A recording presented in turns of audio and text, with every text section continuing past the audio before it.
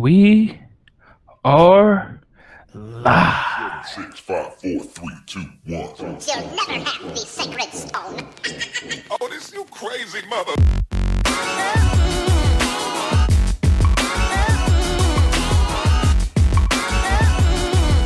Oh my god, I thought it was never gonna happen. You son of a bitch. You son what a rice.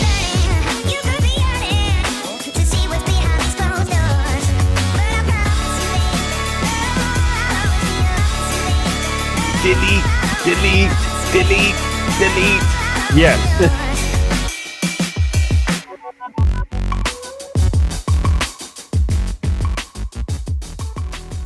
We are live. We are live this week. Back at it again. We are not on YouTube actually streaming this week due to some things we had come up later in the night when we normally record these.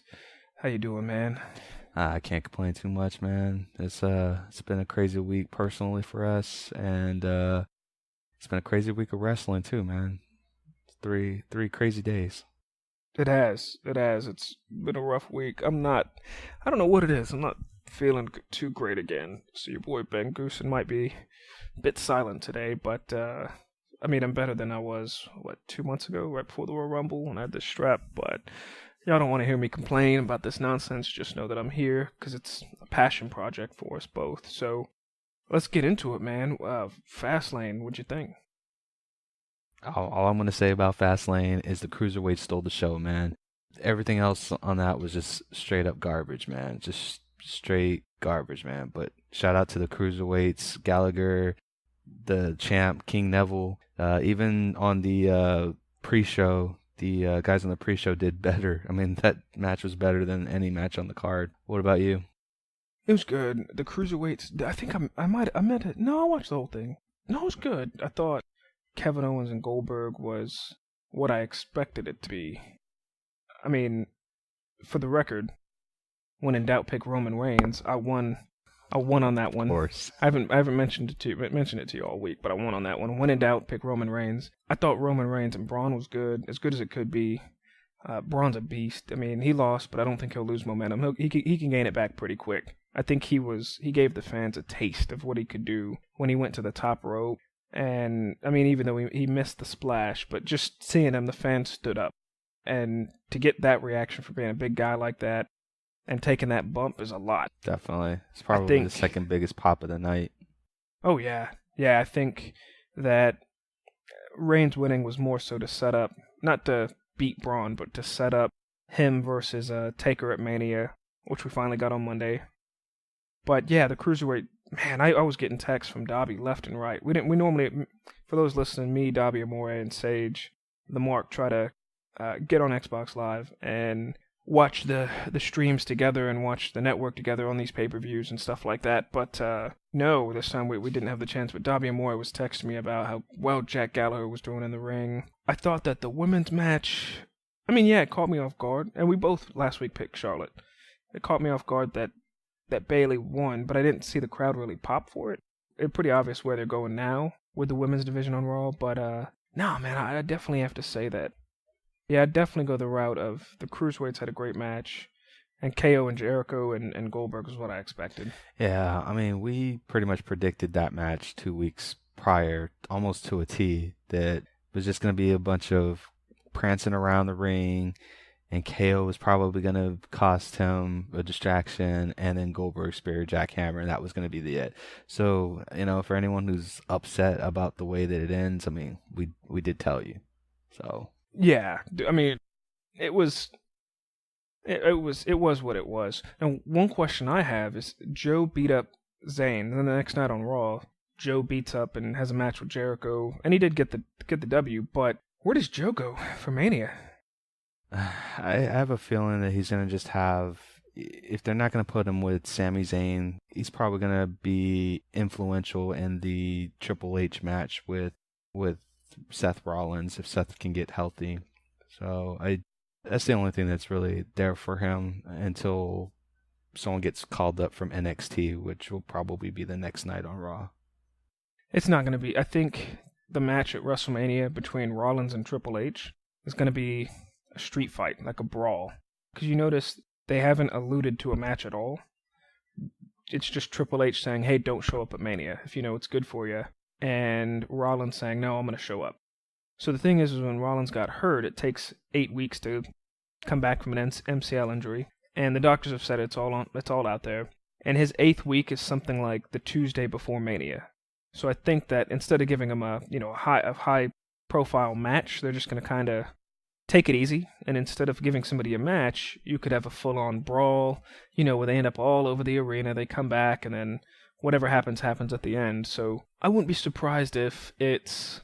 So there's 2 ways, and this is what I'm thinking coming out of Raw, that you can go for Mania with Joe. Joe, like you said, he could interfere in a Triple H segment with Rollins. And then it ends up being Triple H and Samoa Joe beating up Rollins, and then I think Finn Balor can come back and make the save. Finn Balor, ladies and gentlemen, I'm telling each and every one of you, will not be in a match at WrestleMania that is pre-advertised. We have 3 shows before Mania. Finn Balor's nowhere to be found. I give you my word, he might be at Mania, but you're probably not going to see the Demon Finn like we all wanted to. That grand Finn Balor Demon entrance we'd see at Mania. But I'm telling everybody, and I'm Mr. I wish there was a build-up to Mania. He is not going to be in a pre-advertised match or segment at WrestleMania. And I think after WrestleMania, and that'll be a quick feud, based off what I saw this week, I actually think Jericho is going to beat KO at Mania, and he's going to get... I actually think he's going to get the W against KO and then go on and feud with Joe, and then Joe will take the U.S. title. Just because the way the match ended, Joe got the W, but he took a code breaker at the end. They kind of left it open. And plus you have to remember, Jericho beat the face that runs the place, the champ that runs the camp last year at Mania. Fair, right? This is true. So it's not impossible for Jericho to go over somebody like KO or anybody and keep the title. And he could have a nice little face run, because him versus Samoa Joe could last through the summer. And I think Jericho's leaving again, because for those of y'all who listen to us, we're in San Antonio, and he's coming to the River City Rock Fest as a part of Fozzy in that, May or something like that? Yeah, Chris Jericho. Yeah. So, yeah, I mean, that's where I think Joe goes. So do you think Finn Balor will be on any episodes of Raw before WrestleMania? No, I think he will be at WrestleMania, and I will take the contrarian point of view and say that he will come in as the Demon. I think that's the only way that you can do it. We can't have a year without the Demon at WrestleMania weekend. It just can't happen. So do you think we're getting full Demon? And when I say full Demon, I mean, if he had a match with somebody, you would get them spending a ton of money on the effects and all that, and he'd have a long entrance, because your entrance to a match is going to be longer than a surprise entrance, like, oh my god, Finn Balor's running in as the Demon. So are we going to get the full-on, they put 100% investment into the entrance, or is it going to be more of a quick surprise thing where he just... Because if that entrance is anything like the Royal Rumble, Finn Balor's going to be crawling like 40 yards. Yeah. You make a good point there, man. Yeah, it's got to be full throttle in terms of his entrance. It just has to be there. Honestly, I really believe that he could have came back the day after the Royal Rumble. I've heard reports that he's been wrestling dark matches or at house shows. So he is ready to go. It's just a matter of inputting him into the right spot. So remember how I was telling you if Anderson and Gallows won the title that there would be the formation of the club? I think that's what we're going to get at WrestleMania. Define that. I want to make sure I get where you're coming from, so I could tell you you're wrong in the future.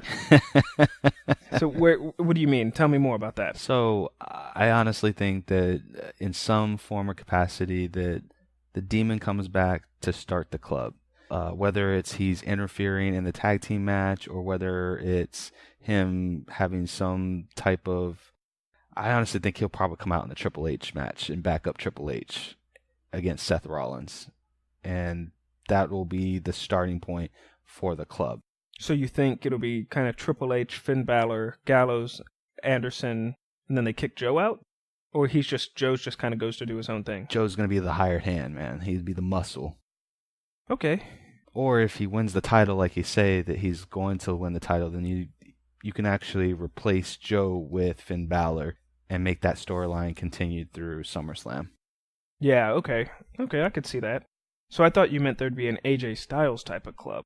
but I guess not. So remember, there were two clubs, right? There was a club with AJ Styles, and then AJ left, and then Finn Balor took over. So, and both Anderson and Gallows are familiar with both of them in terms of being in the club. So I think it only fits to have them, or to have Finn Balor's version of the club since AJ's on SmackDown.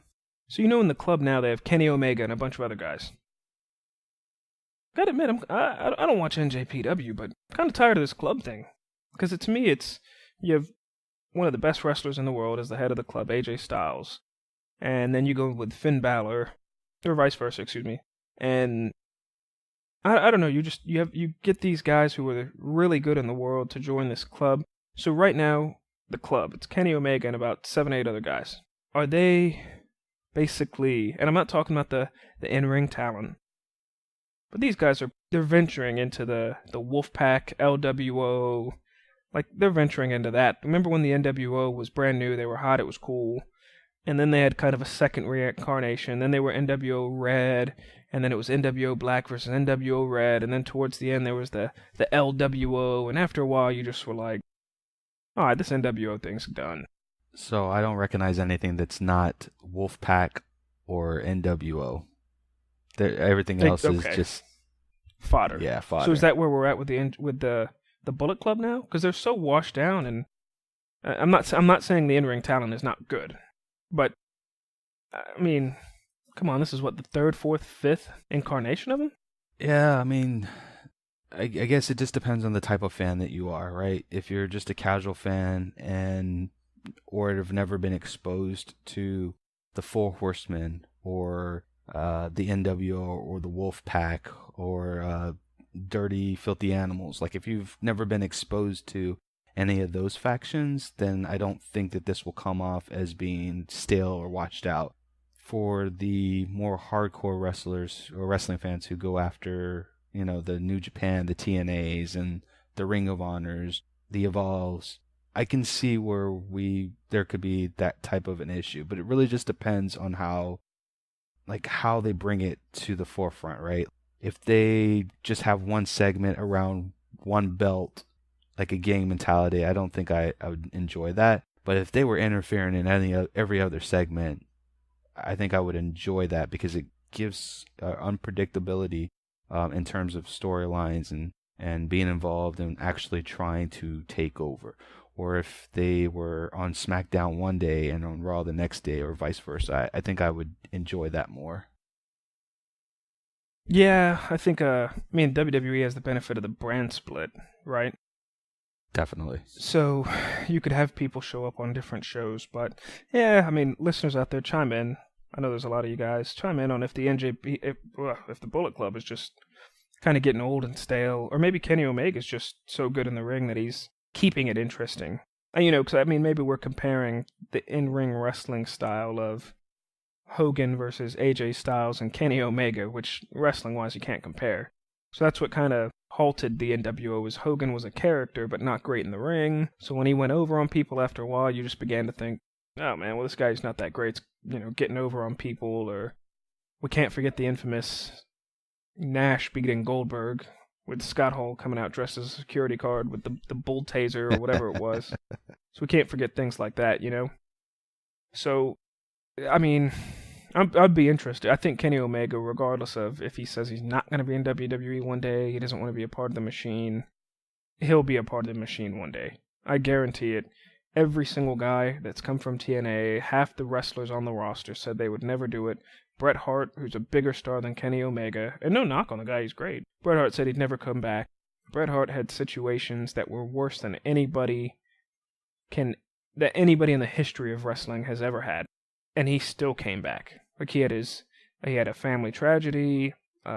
He was screwed in one of the most infamous things of all time. Hulk Hogan had lawsuits back and forth. The Warrior had lawsuits back and forth. Sting was somebody who never wanted to come into the WWE, and he was loyal to TNA and WCW.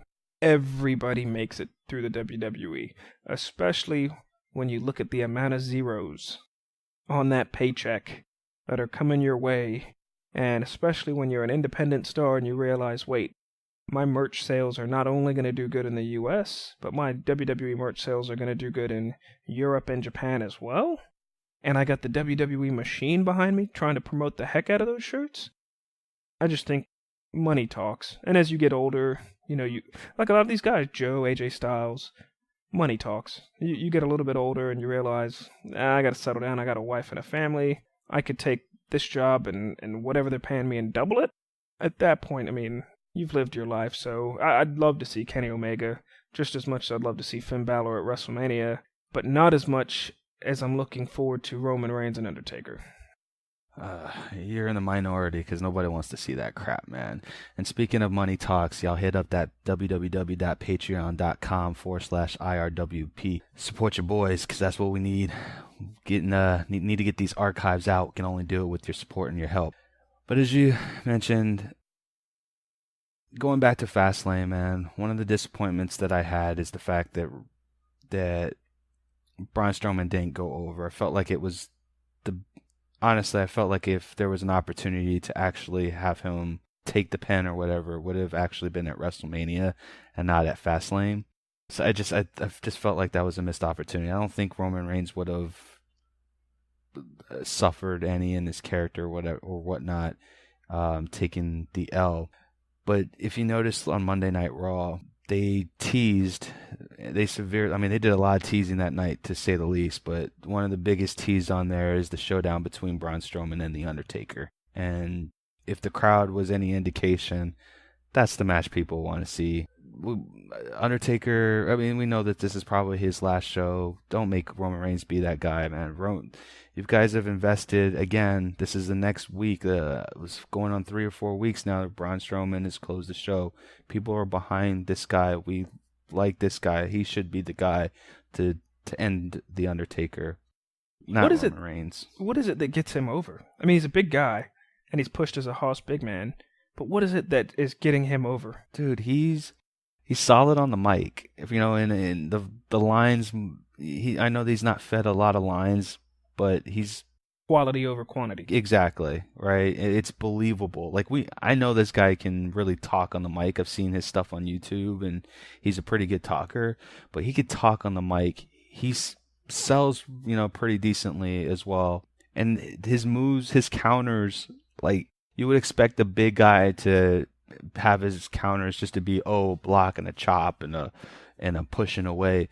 No, this guy goes the extra mile. A drop kick to stop a spear, a kip up. Like, come on, like this, he's it. Like it's fun, and his banter with Mick Foley is just great. Like, you're gonna give me this or else. It makes you believe that this dude can destroy things. I don't get that sense with Roman Reigns. I think that Roman Reigns is what Braun Strowman is. Yeah. Yeah, I get where you're going. The path that Strowman's taken with the slow build-up, if Roman Reigns would have taken that same path, he'd probably be twice the star he is today. He'd be a face. I agree. He would be the ultra baby face because that's how you build a character. You know what's a great example of that? And we're speaking of big men here, is Braun Strowman was fed nothing but jobbers. Legit jobbers. 1 jobber, 2 jobber, 3 jobber, 4. And he kept saying, give me competition. Okay, I'll give you 2 jobbers. Baron Corbin was fed jobbers. And these two are big men that are starting to get over. Baron Corbin's pretty good in the ring for a big man too. But they were bought up slowly. It wasn't 2 months and now you're getting a US title shot. Now, see, that's the thing, is Roman Reigns was brought on slowly because he came in and debuted in the Shield, which was awesome. But once the Shield, you could tell, we're starting to separate, and once they officially separated, maybe I think he should have went maybe the IC title route as opposed to straight into the championship route. And I think... Or even have kept the US title a little bit longer. Yeah, and had a chance to develop it a little bit. Now, I think what I would have liked at Fastlane is, like you said, if Braun won, it would not have hurt Roman, because he's Roman Reigns. The reason I said last week, when in doubt, bet on John Cena, when in doubt, bet on Roman Reigns, is because we know he's going to be big no matter what. So what I think could have worked is if Braun Strowman would have won, and you could have protected Roman if you wanted to, but Braun Strowman gets the W in a hard-fought match, and Roman gets revenge the next night. So Strowman comes out, cuts a promo or whatever, and Reigns, throws him through a table after 10 chair shots or something like that. And then gong, the Undertaker's music comes on, or he beats him up. He beats up Strowman and he says, you got lucky last night. I'm the big dog in this yard. You know what I mean? Yeah. And then the gong comes out and Undertaker comes out and they do the stare down choke slam like they did. But it would have protected, both of them. Reigns would have gotten some momentum back. But I think it would have been just good. I mean, especially if Braun... What's his finisher again? Especially if he won by his finisher. Oh, the power slam. Yeah, the inverted power slam. If he just did kind of the Davey Boy Smith power slam that he does, I think that would have been good. But yeah, I mean, I'm looking forward to see where Braun Strowman goes. I mean, he's gonna... We might have to agree he's gonna win the Andre the Giant Battle Royal, right? Honestly, Goose, I think it's a mistake to put him in that thing. If he's in it, yes, he'll win it. But I think it's a mistake. This guy's proven like that he belongs in a match with someone. Well, let me ask you this then. Let's book something. Fantasy book here. The Andre the Giant Battle Royal. So we're 3 wrestling weeks out from WrestleMania. Even though it's not confirmed, we pretty much know who's in a match. Pretty much. We could guess who's not. So let's book the Andre the Giant Battle Royal. Okay. So think about all these guys that aren't in the match. How many are in there? Is it 12, 15? No. You know how many people are in there? How many? When Vince McMahon walks around backstage and is like, You ain't on the show. Yeah. You. Hey, listen to me, you son of a bitch. You're in on this. You're in on this and you're gonna fucking love it. And you're gonna make them look good. Yeah. So those are the guys. It's whoever's left, in my opinion. Okay. Titus, if Darren Young's back from injury, those guys. So if I was gonna fantasy book, I have this idea in my head that I think could be really awesome. So the match starts, and everybody comes out one by one, right? So you have, as the last entrant, second to last entrant, say that there's 15 people, right? So you have your guys who are going to get eliminated, Heath Slater's, Rhinos, Mojo Rawley's, all those guys, right? What you would do, say there's 15 guys at number 14, who enters at number 14? Who you got? James Ellsworth. That music is going to hit. Everyone's going to go crazy. He's in there in the land of the big men, because most of the guys in there, it's not going to be R-Truth or Goldust. It'll be a bunch of big dudes, muscular dudes, or real tall dudes. James Ellsworth comes out, and I'm going somewhere with this, because I think it could be funny. And it could end on SmackDown, which I'm fine with. So, Ellsworth hits at 14. Then at 15, Pyro goes off. They go back, hit the knock on the security, hits the knock on the door, and it's Gilbert. Because Gilbert just made an appearance a couple weeks ago, you have Gilbert come out.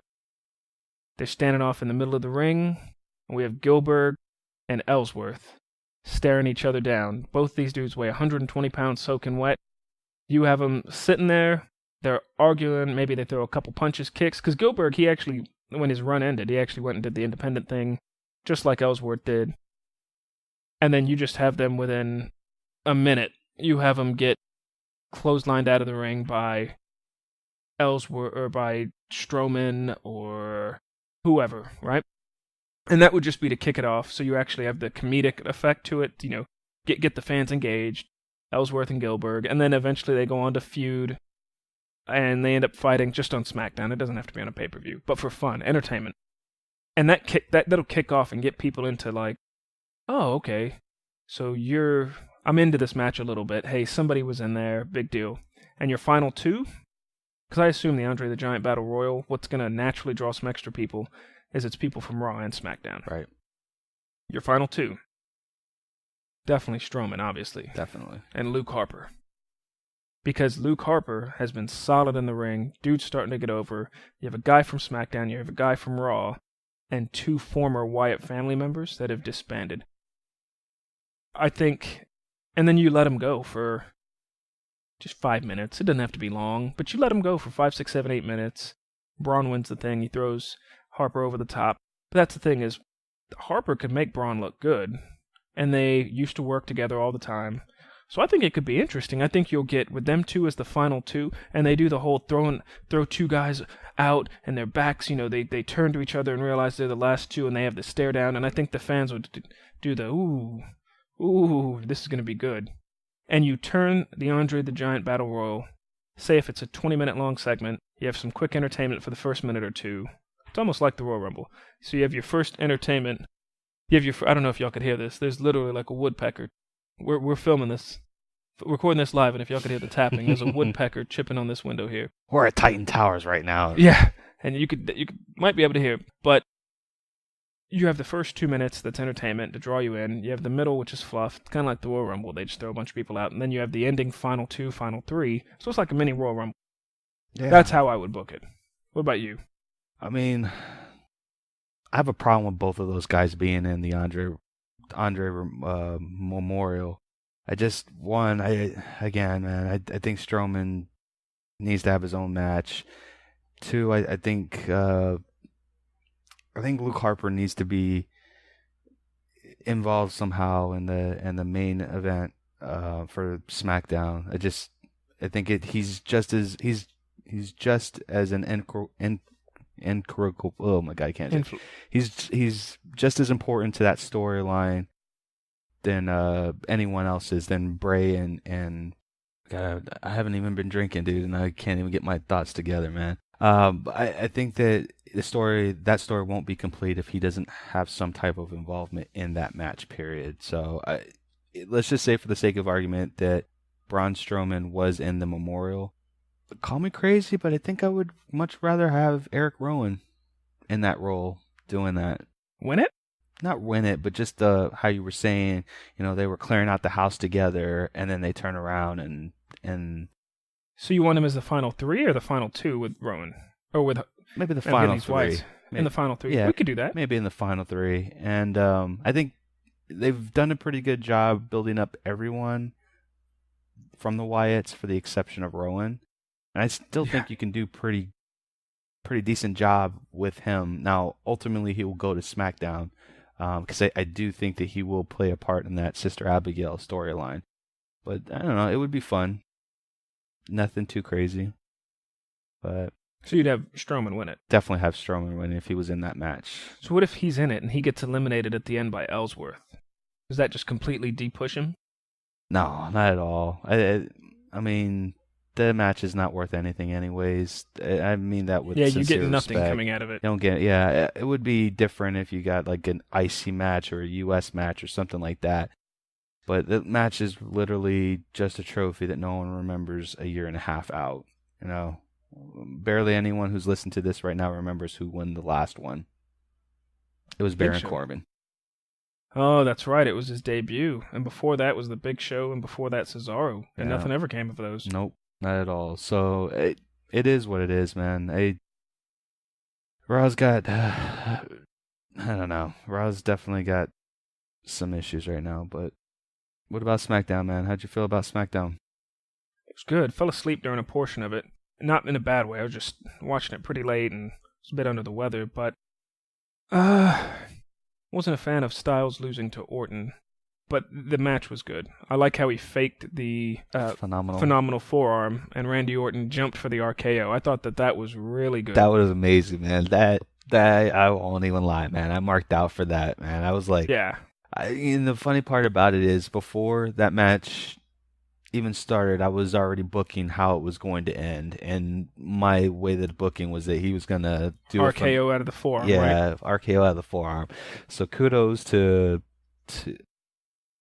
AJ Styles, because I honestly think that he choreographed that match. Like, he's got to be one of the greatest of all time, man. It's going to be tough to put him in the GOAT status. He's up there. Just because he's been in the independents for so long? Yep, because at the end of his WWE career, I think he's maybe got, because he's 37, I believe, and he travels full-time, so he's maybe got 2 to 3 years left, tops. So you only have a 3 to 4 year WWE career versus, the Shawn Michaels and Bret Hart are probably up there, and Ric Flair are up there in the GOAT. I think Shawn Michaels is edging out the GOAT conversation. but they were in there at WWE for damn near 15 years. So it's tough because nobody has seen what he's done. So everything is still new. But I don't think I've seen him have a bad match. I mean, the thing that I like about AJ Styles the most is the fact that, and we've talked about this, he makes the wrestlers that he fights like mean something. Like, he elevates their skills and their talent levels in the ring. It's not the same old that you see out of their matches. And it got, I mean, I don't mean to steal your hot takes of the week, man, but let's just say that we had AJ for the last 10 years in the WWE, and all the people who we don't care about anymore, whether because they're not on TV, like if you put him in matches with those people, I wonder if their careers may have been different, like a Curtis Axel or a Titus O'Neil, or even going back a bit further than that and doing who else? Jack Swagger. I honestly feel like if AJ had an opportunity to work with those guys, we wouldn't be seeing all these spring cuts that we see in April with the traditional firing. I wholeheartedly believe that, man. I think the product would just be so much better just because you have someone who's not in it for himself when he's in the ring. He really makes the other person look good, and I don't know, man. Call me a fanboy, but I enjoy his matches more so than, like, he reminds me of Savage, man, because Savage did the same exact thing. Like, anyone you put Savage in the ring with, it made the matches mean much more, and it never had to be about the title or anything like that or any of the storylines. Like, the quality of match was just so good, and I get that from AJ Styles, and I don't get that from many other wrestlers on the roster. And that's why he's the king of SmackDown, right? So earlier in the night on SmackDown, we had almost a mirror image of the women's division on Raw. Where's SmackDown going into WrestleMania? Who's fighting in the WrestleMania women's match? It's going to be a fatal four-way. It's going to be a fatal four-way. And you know what? We still haven't got I Naomi's injury, so I think she's going to be the fourth person to fight in that fatal four-way. I mean, I go back and I listen to what she said when she vacated the title. She said that when she comes back, everyone in the back is going to feel the glow. And I can't help but to think that was a prelude to her actually showing up in Orlando and taking the title away from Alexa Bliss. So what are we going to see on Raw? A three-way or four-way? We'll see a four-way on Raw, but one of them will naturally drop off. So, we'll have Becky Mania, you think there'll be a four-way for the Raw Women's Championship and the SmackDown Women's? 2 four-way matches? I don't know, man. Like, that's the way it's looking, right? Either a three-way on one and a four-way on the other, or vice versa. It definitely looks that way. Although Raw, you're not going to see any. Raw, you're definitely going to Raw. The three-way is going to happen at Mania for sure, right? SmackDown, I think SmackDown will be a fatal four-way. I think the coming weeks will just kind of build up to it, but it will be a fatal four-way. You've got 3 heels and 1 face. Shit, it might even be a 5-way. Dude, the women are stacked. No pun intended. Mickie James, on SmackDown. Alexa Bliss, Becky Lynch. Was there a 4th person in the ring? Natty. Oh, Natty. Yep. And I mean, possible Natty might drop off by then to make it a fatal 4-way, but at the very least, we will have a fatal 4-way. That's what I'm predicting. If there's any brand that can actually pull it off and make it look good, it'd be SmackDown. So I'm not worried. Yeah, it just kind of stinks that we're not having a one-on-one match. But the brand split's still new, so there's still time to develop the talent pool. You know what I mean? Like, to have a single one-on-one match, because there's not. I mean, throughout the year, there's really only been about 4, give or take, women's wrestlers on each show. 4 main ones. Like, you said it last week too. So yeah, I don't know. I think the women matches are pretty good. I think the WrestleMania card this year is weak, but it's diverse. So to have 2 women's matches and a Cruiserweight match and a Battle Royal match, you could see it as just fillers on the card. but it's just more diversity on the card versus typical one-on-one this and that. You know what I mean? Yeah. And then you have your specialty matches like Goldberg and Lesnar.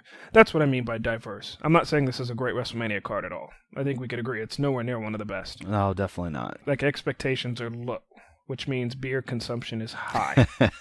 So it's not the greatest card, but you have diversity. So you have your specialty match with Undertaker and Reigns, Goldberg and Lesnar, what I assume is going to be Shane McMahon and AJ Styles.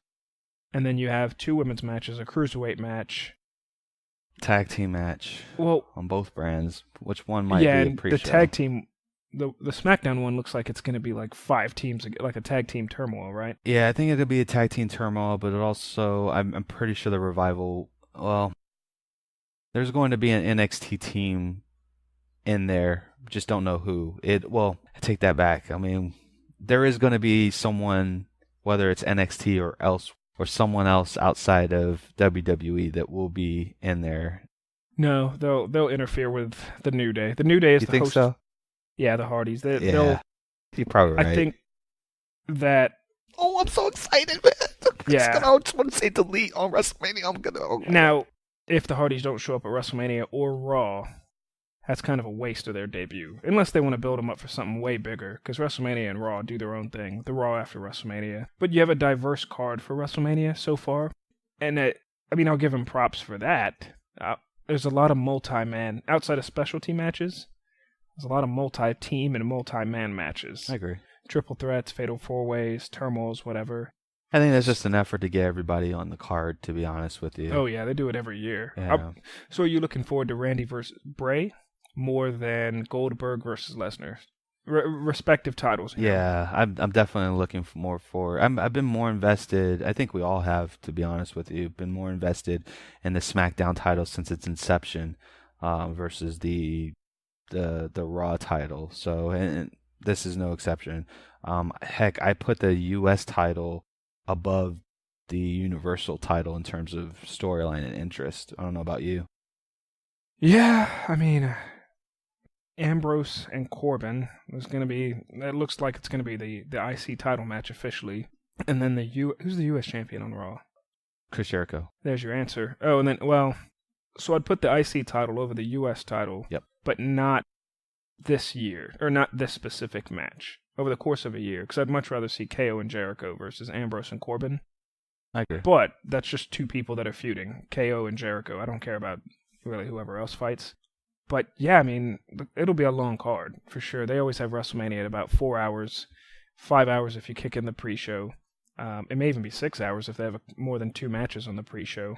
I hope there's no Wi-Fi issues, because y'all heard me on the podcast. I went to WrestleMania last year, and the stupid Wi-Fi cut went down, or the RFID, the radio frequency identifiers went down where they scan your tickets. They couldn't scan tickets, so nobody could get in to Jerry World down there in Dallas. So I missed the entire frickin' pre-show, and I even got to the stadium at like 3 o'clock, and was outside having a mini tailgate, and I still couldn't get in and waited in line for an hour. So hopefully they don't have any issues. Did we confirm if it's outdoor? I don't like outdoor WrestleManias, but did we confirm? I'm not familiar with. Right? I know we talked about it, but I'm not familiar with the setup there. I just assume Florida. Everywhere in Florida, in the major places they've had WrestleManias. I assume it's out. It's the stadium's got to be big since it's it's international. It's usually like an 80,000 plus, kind of thing. So I think it would make sense for it to be outdoor, or at least in a stadium where it has retractable roofs or something like that. So I don't know. We'll definitely see. If you're familiar with the area down there in Orlando, hit us up, IRWP .us, or on Twitter at Real WrestleCast, or just use the hashtag anywhere IRWP. We'll find it. Yeah, Ben_Goosen or at Sage the Mark. Hit any one of us up. Definitely love to hear from you guys. So, one question I want to ask, because we're coming close on time here before we wrap up. Is Daniel Bryan this week set on Talking Smack? Just wait another 18 months. What does that mean to you? It means whether it's at the WWE or elsewhere. I don't know when his contract is up, but he's set on wrestling regardless of what the doctors say or whether the WWE doctors say because they have the best support staff. Give me a break on that. To me, it sounds as though he is going to wrestle. I do want to talk about, since we're on that topic, because it kind of does relate, man. The Miz, if you didn't listen to Talking Smack, there's a lot of great nuggets on there, including what Goose said about Daniel Bryan potentially wrestling in about a year and a half. One of which is, the Miz blatantly came out and said that the relationship between Nikki and Cena was nothing but a paper contract. And I remember a couple months ago I asked you, Goose, and I even tweeted it out, that I personally felt that, I think it was when Natty attacked Nikki on Talking Smack with that really big bump. Like, John Cena just didn't really seem to care. Like, I remember, yeah. And the Miz came out and pretty much said that, they're just a relationship on paper, that they really don't care for each other, and they have everybody else fooled, and whether it's a work or a shoot. It just got me thinking, man, two things. One, I mean, I've said that all along, that I don't feel that relationship is really genuine. It's just really made for TV. Two, it would be interesting to see a heel turn, and I know that it's probably not going to happen, but it would be interesting to see a heel turn with Cena just not showing up or leaving the ring or doing some type of heel tactic against Nikki, saying as though that might be her last match. I think that would give him the most heat. But three, if he does leave, then maybe that opens the door for Daniel Bryan to fight by her side by WrestleMania. I know it's wishful thinking, but just those three things just kind of crossed my mind. Still really trying to win that bet. No. I need that game, son. Not that lunch. Thinking long term. So, but the thing is, if you have a brain issue, you do not come back from a brain issue. And unfortunately, if WWE, I could see why WWE would tell them, hey, no, you have brain issues. Concussions are the big thing in the NFL. They're big here. The Chris Benoit incident. Hey, listen, man, we can't have that. Plus, you're about to be a dad. That in and of itself is the biggest job in the world. But unfortunately, if he left WWE, I hate to say this, but other companies and independent companies would snatch him up in a heartbeat. And they would probably just say, hey, man, what's up with that medical stuff? Oh, I'm good. All right, man, you got a card. You're going to be on the card tonight. Sign this disclosure. Yeah. No previous medical instances. So I did listen to the clip, and I don't know if it's kayfabe or what. I think it is, but I think it's the blended reality kayfabe that you see on Talking Smack. So, and you see only from The Miz, I'd say Cena and Daniel Bryan, because those guys they have the credibility to pull it off. You know what I mean? Yeah, they definitely wear their on their sleeve, so to speak, more so than anyone else, and that's why I'm just kind of. Well, I guess what sells it more to me in terms of not Daniel wrestling, but just more so about the Nikki Cena relationship, is that you can tell when someone in a relationship, whether they're working together or not, generally care about one another. And I don't watch Talking Bellas or Bella's Totals or whatever. Total Divas. Yeah, Total Divas. I don't watch any of that stuff. But I know people, and I know body language, and I can tell when someone genuinely cares about someone and when they don't.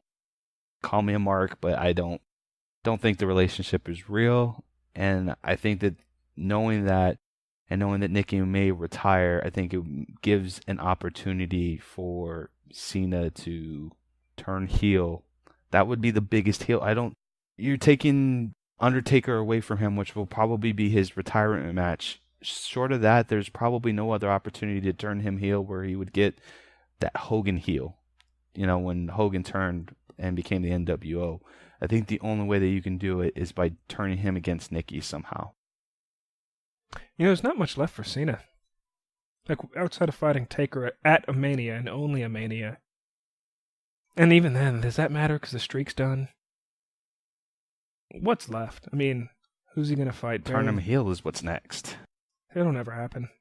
I just think it's a lost opportunity. It'll never happen because Cena's on the verge of becoming a true part-timer, a Brock and a Goldberg part-timer. And more, I mean, he should. I mean, he's got other stuff going on. He's been in the business long enough. He's the biggest star, arguably, ever. So he if anybody deserves to work part-time and still get a hefty paycheck, it's him.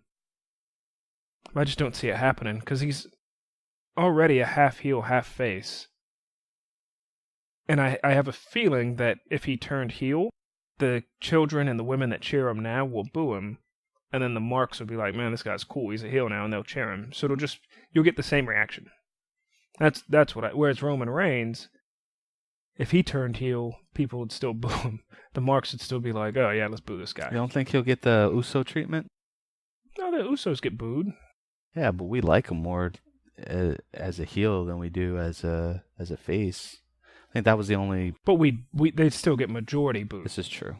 I'm not saying 100% boos, but they'll still get majority boos. Whereas Roman Reigns, if he turned heel, he'd just get booed straight up. Okay, I see what you're saying. Yeah. So I don't have anything more for this week. This week was a good week. Nice little test run for us. If you want to hit me up, follow me on Twitter. Let's get into some shout-outs real quick. Okay.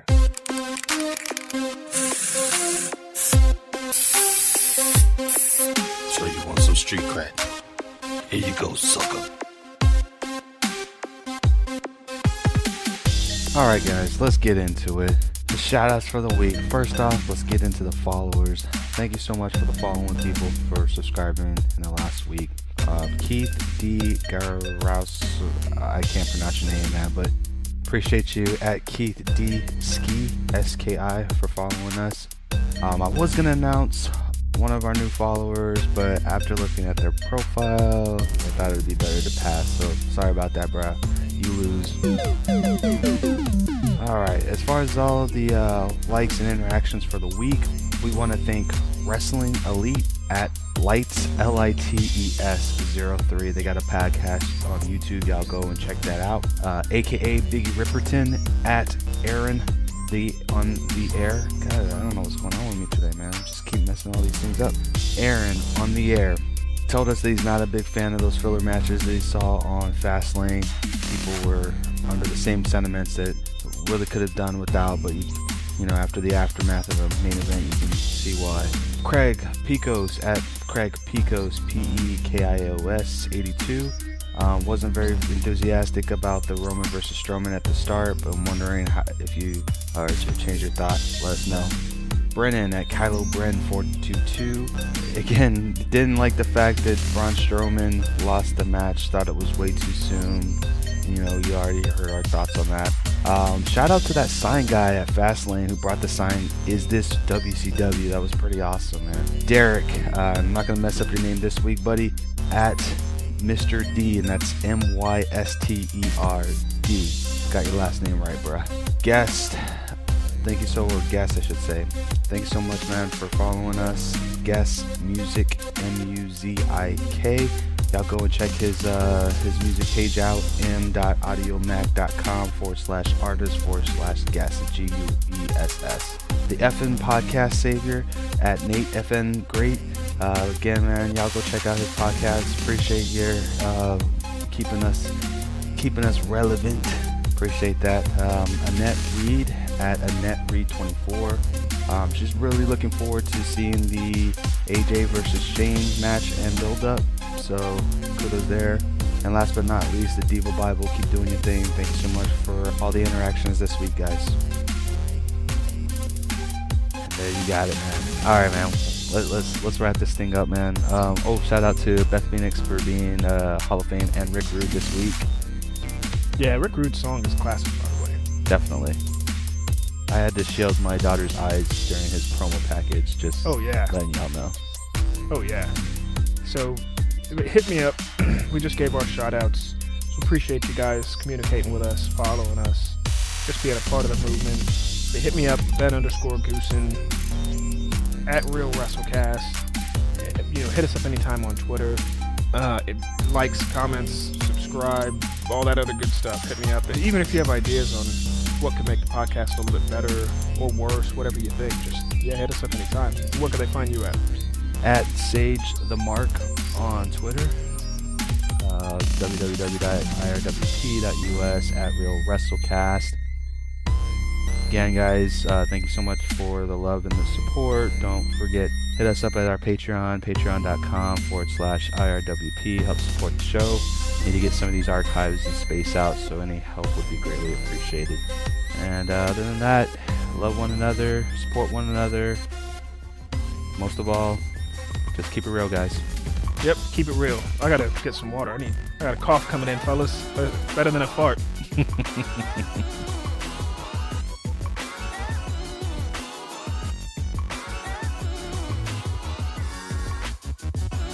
Thank you so much for listening to It's Real Wrestling Podcast. It's Real Wrestling Podcast is a production of IRWP. The music in this episode was provided by Otis McDonald. Today's episode was produced by Sage the Mark. The thoughts and opinions expressed on this podcast are that of the host and or guest and do not reflect IRWP. Join the movement today and follow us on Twitter at Real WrestleCast or visit our website at irwp.us.